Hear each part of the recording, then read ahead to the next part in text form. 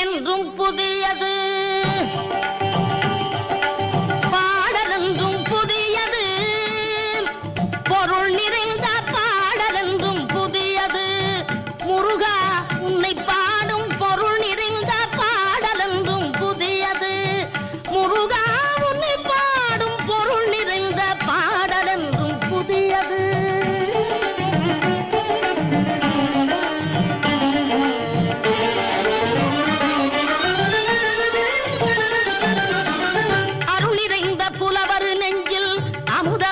தமிழ் கொடுத்த பொருள் நிறைந்த பாடல் என்றும் புதியது.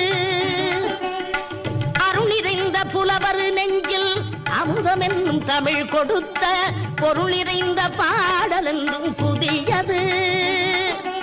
முருகன் என்ற பெயரில் வந்த அழகே என்றும் புதியது. முருகன் என்ற